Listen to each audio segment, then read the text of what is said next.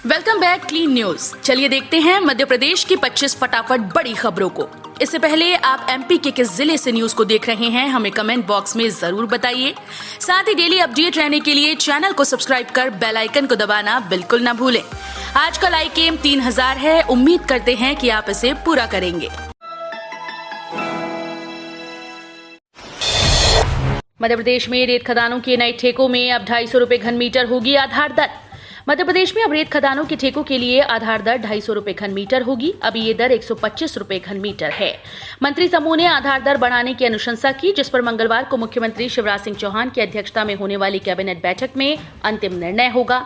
इसके लिए रेत नियम 2019 में संशोधन किया जाएगा। वहीं वर्ष 2019-20 में समर्थन मूल्य पर खरीदी 3,82,000 टन धान को नीलाम करने और महिला स्व सहायता समूहों को पोषण आहार संयंत्र संचालन का जिम्मा सौंपने संबंधी प्रस्ताव पर विचार करके निर्णय लिया जा सकता है। उज्जैन शहर में 100 बसें चलाने को शासन ने मांगा प्रस्ताव। मध्य प्रदेश की धर्मधानी उज्जैन में 32 सीटर 100 मिडी बसों को चलवाने के लिए नगरीय प्रशासन और विकास विभाग ने नगर निगम की Ujjain city transport services limited company से प्रस्ताव मांगा।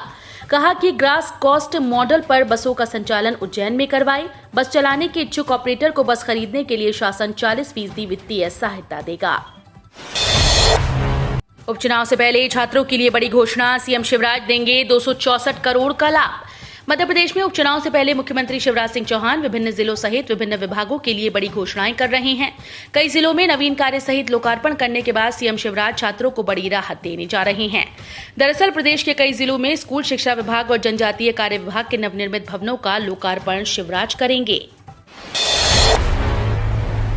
मध्य प्रदेश में अब स्व सहायता समूहों की महिलाएं चलाएंगी 7 पोषण आहार संयंत्र।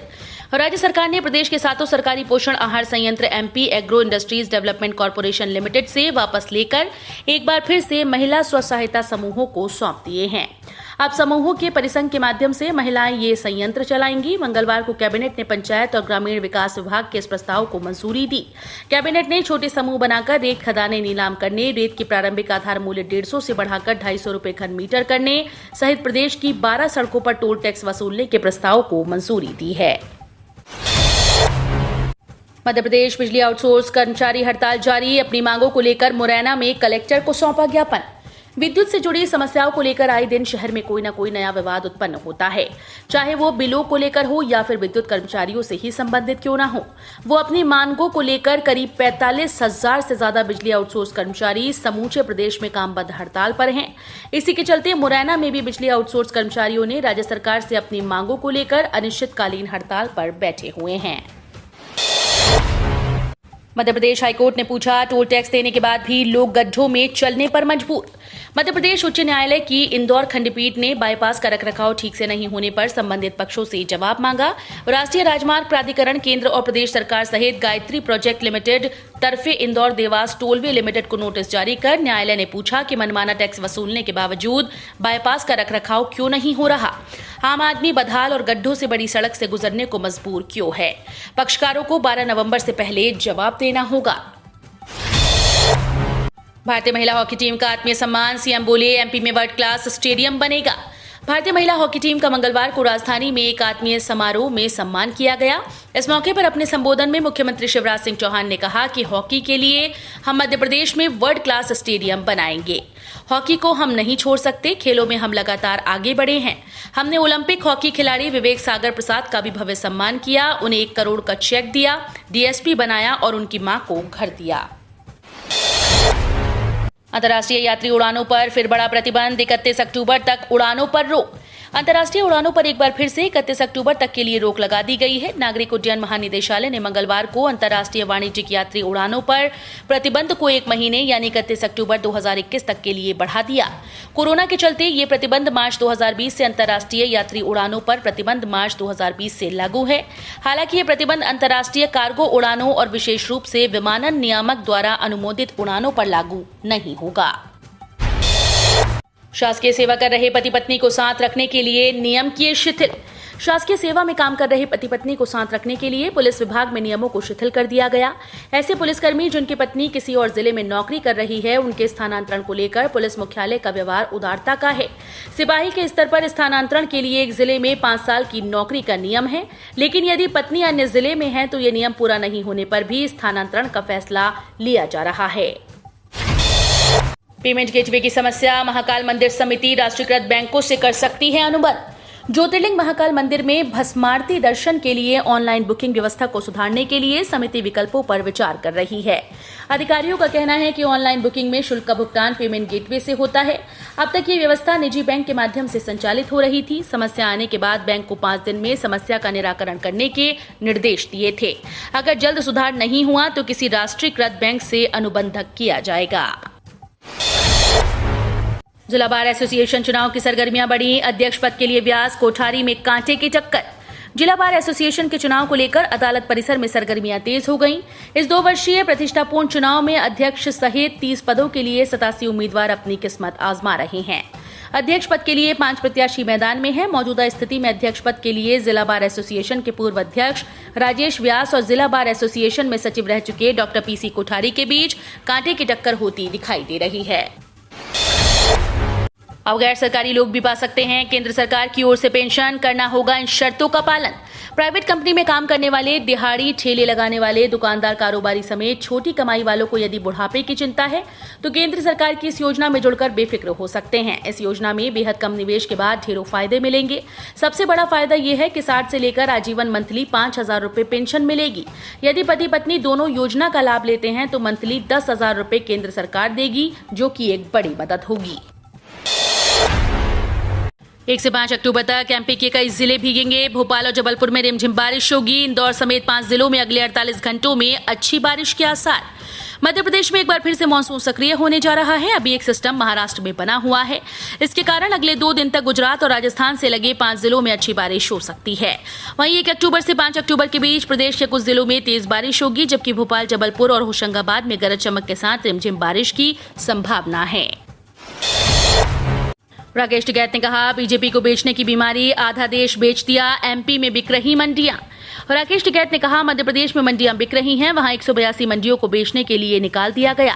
छत्तीसगढ़ भी इससे अछूता नहीं रहेगा। छत्तीसगढ़ की जो समस्या है वो भी पंचायत उठेगी। पंचायत में आए किसानों से बात की जाएगी। यहाँ जो सब्जी किसान हैं उन पर भी कानून का असर पड़ेगा। उन सब्जी किसानों को और लाभ कैसे मिले, पॉलिसी क्या बने, उस पर बात करेंगे। उन्होंने कहा कि बड़ी समस्या एमएसपी पर है। ये पूरे देश की समस्या है। एमपी में सीएम राइज स्कूल पर 1500 करोड़ रुपए खर्च होंगे। मध्य प्रदेश में सीएम राइज स्कूल पर सरकार 1500 करोड़ रुपए खर्च करेगी। 100 करोड़ स्कूल शिक्षा विभाग और 400 करोड़ जनजातीय कार्य विभाग खर्च करेगा। स्कूल शिक्षा मंत्री इंदर सिंह परमार ने कहा कि मुख्यमंत्री शिवराज सिंह चौहान ने इसके लिए अलग से बजट दिया। ये बात परमार ने मंगलवार को भोपाल के मिंटो हॉल में आयोजित जनकल्याण और स्वराज के 20 वर्ष पूर्ण होने के अवसर पर 264 करोड़ के निर्माण कार्यों का ऑनलाइन लोकार्पण और भूमि पूजन के दौरान कही। खाली पड़ी 3 लोकसभा और 30 विधानसभा सीट्स पर उपचुनाव का ऐलान। 30 अक्टूबर को होगा मतदान। देश में खाली पड़ी लोकसभा की 3 सीट्स और विधानसभा की 30 सीट्स पर उपचुनाव के लिए तारीख का ऐलान हो गया। चुनाव आयोग ने मंगलवार को अधिसूचना जारी कर बताया कि इन सभी सीट्स पर 30 अक्टूबर को चुनाव होंगे।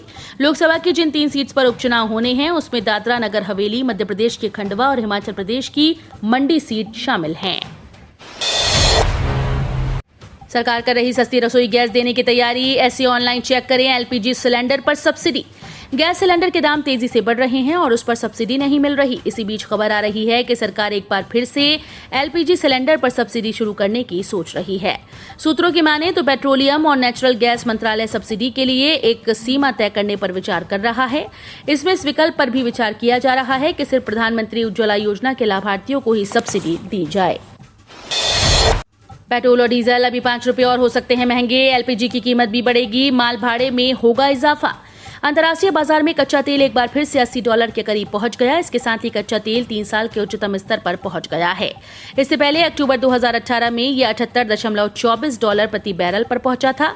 कच्चे तेल के दाम बढ़ने से आने वाले दिनों में पेट्रोल डीजल के दाम 5 रुपए तक बढ़ सकते हैं। ईंधन विशेषज्ञों ने ये अनुमान जताया है।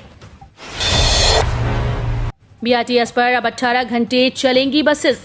कोरोना काल के कारण लंबे समय से BRTS पर ज्यादा बसें संचालित नहीं की जा रही थी, समय की भी पाबंदी थी, लेकिन अब इसमें राहत की गई है। कलेक्टर मनीष सिंह ने मंगलवार को नया आदेश जारी कर बसों को सुबह 6 बजे से रात 12 बजे तक संचालन करने की अनुमति दी है। इसके पूर्व कोरोना काल में इसका समय सुबह 8 बजे से रात 11 बजे तक था। इस दौरान सभी 57 बसें पूर्व संचालित होंगी। 1 अक्टूबर से बदल जाएंगे ये महत्वपूर्ण नियम, आम जनता के जीवन पर पड़ेगा असर। पेंशन नियम से लेकर बैंक चेकबुक पर खत्म होने तक अगले महीने से कई बदलाव होने जा रहे हैं। यहाँ शेष 5 प्रमुख नियमों की सूची दी गई जो 1 अक्टूबर से बदल जाएंगे। विशेष रूप से इन परिवर्तनों से सामान्य व्यक्तियों के दिन प्रतिदिन के जीवन पर असर पड़ने की संभावना है। नियमों और विनियमों में नए बदलाव के अनुसार 3 बैंकों अर्थात oriental bank of commerce, United bank of India और इलाहाबाद बैंक के पुराने चेकबुक और MICR कोड पर विचार नहीं किया जाएगा और वे अमान्य हो जाएंगे।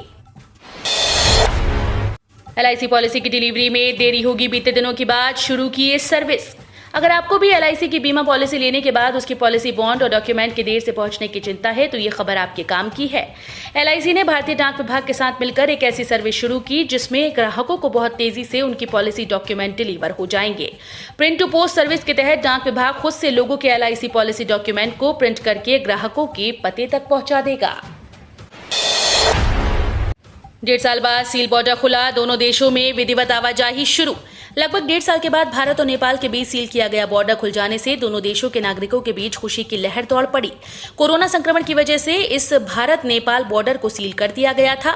मंत्रिपरिषद की बैठक के बाद नेपाल सरकार ने इसे खोल दिया। आदेश के 7वें दिन नेपाल की ओर से बॉर्डर को स्थायी रूप से खोल दिया गया। इधर SSB के मुताबिक भारत से भी नेपाल सीमा पर आवाजाही पर अब तक कोई रोक नहीं है। 70,000 रुपए लगाकर शुरू करेंगे बिजनेस, हर महीने होगी लाखों में कमाई, 90% सरकार करेगी मदद। अगर आप PM कुसुम योजना के तहत सोलर पैनल लगवाते हैं तो आपको महज 10% रकम का भुगतान करना होता है, बाकी 90% खर्चा सरकार और बैंक मिलकर उठाएंगे। कुसुम योजना के तहत सब्सिडी पर सोलर पैनल मुहैया कराए जाते हैं। राज्य सरकारें सोलर पैनल पर 60% सब्सिडी लाभार्थी के बैंक के खाते में सीधे भेजती है, जबकि 30% सब्सिडी बैंक की ओर से दी जाती है। उपचुनाव के लिए आदर्श आचार संहिता हुई लागू। मध्य प्रदेश में उपचुनाव की तारीखों का मंगलवार का चुनाव आयोग ने ऐलान कर दिया। इसके साथ संबंधित इलाकों में आचार संहिता लागू हो गई। जारी गाइडलाइन के मुताबिक नामांकन दाखिल करते वक्त सिर्फ 2 लोग ही उम्मीदवार के साथ में जा सकेंगे। वहीं प्रचार प्रसार के लिए भी सिर्फ 5 वाहनों को अनुमति मिलेगी। खंडवा लोकसभा समेत 3 विधानसभा में 30 अक्टूबर को वोटिंग होगी, वहीं 2 नवंबर को मतगणना होगी। मिहिर भोज की जाति को लेकर बड़ा तनाव, मुरैना और ग्वालियर में कड़ी की गई सुरक्षा। ग्वालियर और मुरैना में पट्टियों पर गुर्जर लिखे जाने के बाद राजपूत और गुर्जर समुदाय के बीच तनाव बढ़ गया। ऐतिहासिक तथ्यों पर और स्पष्टता के लिए मध्य प्रदेश उच्च न्यायालय की ग्वालियर पीठ में एक याचिका दायर की गई। दरअसल गुर्जर और राजपूत दोनों ही मिहिर भोज को अपनी जाति का बताते हैं। हम रोज ऐसे ही न्यूज लाते रहेंगे। आपने अभी तक क्लीन न्यूज MP को सब्सक्राइब नहीं किया है तो फटाफट सब्सक्राइब कर लें। साथ ही बेल आइकन को दबाना बिल्कुल ना भूलें ताकि कोई लेटेस्ट अपडेट मिस ना हो।